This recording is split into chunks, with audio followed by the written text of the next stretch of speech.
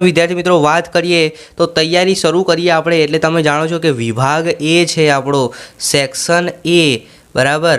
તો સેક્શન એની અંદર આપણે પહેલાં તો તૈયારી કરી દેવાની કારણ કે સેક્શન એની અંદર 24 માર્ક્સ જે છે એ આરામથી રોકડિયા માર્ક્સ મળે છે બરાબર। એની અંદર તમે જાણો છો કે વિકલ્પો આવે, ખાલી જગ્યા આવે, ખરા ખોટા આવે બરાબર, જોડકા આવે। તો એ ક્યાંથી તૈયાર કરવાના? તો દરેક પ્રકરણ તમારી સામાજિક વિજ્ઞાનની ચોપડીના દરેક પ્રકરણની પાછળ તમે જાણો છો કે સ્વાધ્યાય આપેલું છે।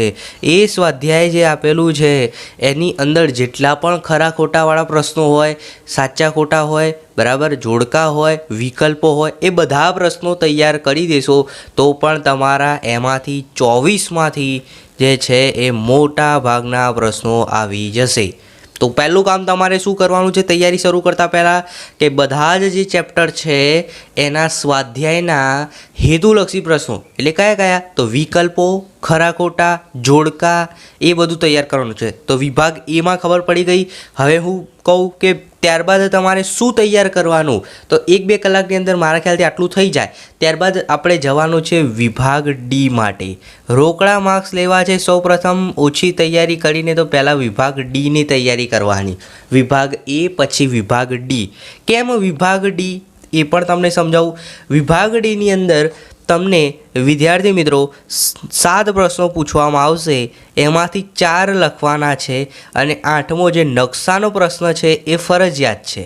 એટલે આ આપણે અત્યારે નથી ગણતા, પરંતુ આ જુઓ 7માંથી 4 પ્રશ્નો લખવાના છે બરાબર। અને હું તમને કહીશ એટલા પ્રકરણ કરશો તો તમારા 7માંથી 4 લખવાના એટલે 16 માર્ક્સ જે છે એ આરામથી ફાઇનલ કન્ફર્મ થઈ જશે। એની અંદર પણ અહીંયા બી પ્રશ્નો આપી દઈશ।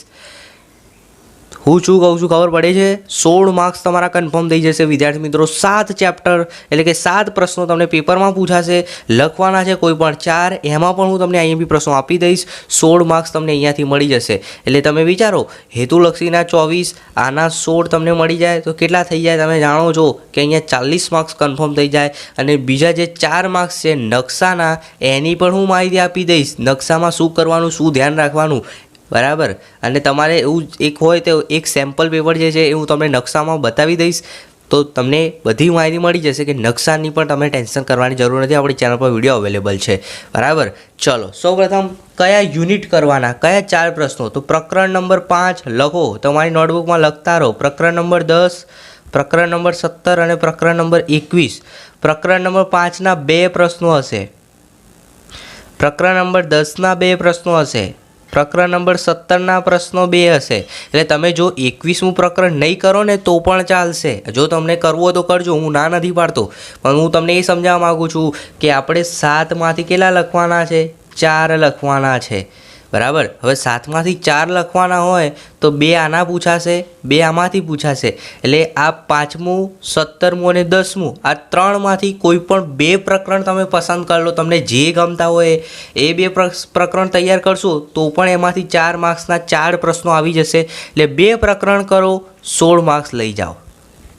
સિમ્પલ મારી વાત તમને સમજણમાં આવે છે? પ્રકરણ નંબર 5 છે, 10 છે, 17 છે અને 21મું છે। 21માંથી તો એક જ પ્રશ્ન એટલે આપણે નહીં કરવાનો બરાબર। કરવો હોય તો કરજો, હું ના નથી પાડતો, હજી પણ કહું છું, પણ આ તો મારી રીતે હું તમને સમજાવું છું કે આ વે તમને સહેલી પડશે। પછી આમાંથી 2 હશે, આમાંથી 2 હશે અને આમાંથી 2 હશે। એમાંથી 5મું, 10મું અને 17મું એમાંથી તમે કોઈ પણ 2 પ્રકરણ કરશો કારણ કે આમાંથી 2 આવે ને આમાંથી 2 આવે એટલે 4 તમારે જોઈએ છે, 4 પ્રશ્નો તમારા આવી જશે બરાબર। આ 2 વધારાની કરવાની જરૂર નથી। તો તમારી ઈચ્છા હોય એ પ્રમાણે તમે તૈયારી કરજો। સૌથી સહેલું શું પડશે? તો 5મું અને 10મું પ્રકરણ જે છે એ થોડું સહેલું પડશે। ઓકે, ખબર પડી ગઈ? વિભાગ ડીની અંદર 16 પ્લસ નકશાના 4 20 માર્ક્સ। એટલે હવે આપણા કેટલા થયા? 24 પ્લસ 20 44 પ્રશ્નોના માર્ક્સ એટલે 44 માર્ક્સ આપણા જોડે આવી ગયા। ક્લિયર? આટલું તૈયાર કરતાં કરતાં મારા ખ્યાલથી સવારથી આપણે તૈયાર કરી એટલે અડધો દિવસ થયો હોય। હવે અડધો દિવસ હજી આપણા જોડે વધ્યો છે તો હવે શું કરવાનું છે? તો સેક્શન સી 3 ગુણના પ્રશ્નો એની અંદર લખો કયા કયા પ્રકરણ ખાસ કરવાના। પહેલાં તો 3જું, 8મું, ત્યારબાદ 4થું, 15મું, 16મું, 18મું અને 19મું। આટલા પ્રકરણ કરવાના છે, પરંતુ સૌ પ્રથમ આ 2 પ્રકરણ ખાસ કરવાના કારણ કે આમાંથી 2 પ્રશ્નો આવશે। 2 પ્રશ્નો આવશે એટલે આ ખાસ તૈયાર કરવાનું છે। ક્લિયર? ત્યારબાદ વાત કરીએ વિભાગ બી 2 ગુણના પ્રશ્નો. તો પહેલું, બીજું, છઠ્ઠું, 7મું, 9મું, 11મું, 12મું, 13મું અને 20મું. પરંતુ પહેલું ને બીજું ખાસ કરવાનું, કારણ કે એમાંથી 2 પ્રશ્નો એટલે 4 પ્રશ્નો તો અહીંયા જ આવશે. એમાં સામે જોડકું શું આવે? બરાબર, નેગ્રીડો પ્રજા જે છે ભારતની સૌથી પ્રાચીન નિવાસી તમે કહી શકો.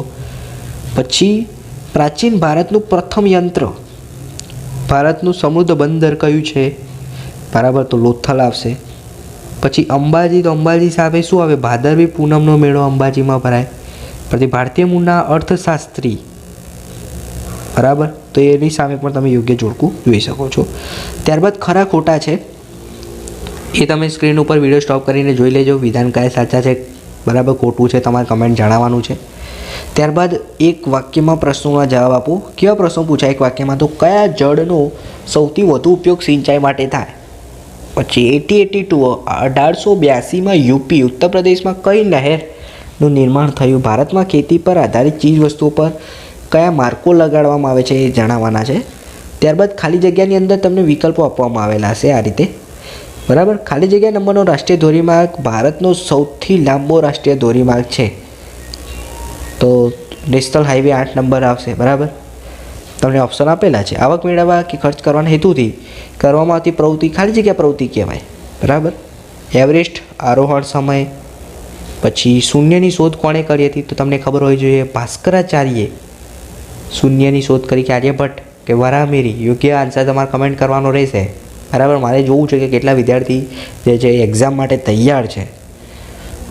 ઓકે, ત્યારબાદ આગળના પ્રશ્નો છે વિકલ્પો ટાઈપ છે, MCQ ટાઈપના ક્વેશ્ચન. 15 માર્ચના દિવસે તો કયો આવશે? વિશ્વ ગ્રાહક દિવસ, બરાબર. અહીં તમને કન્ફ્યુઝ કર્યું છે, ગ્રાહક અધિકાર દિન, વિશ્વ ગ્રાહક અધિકાર દિન, રાષ્ટ્રીય ગ્રાહક.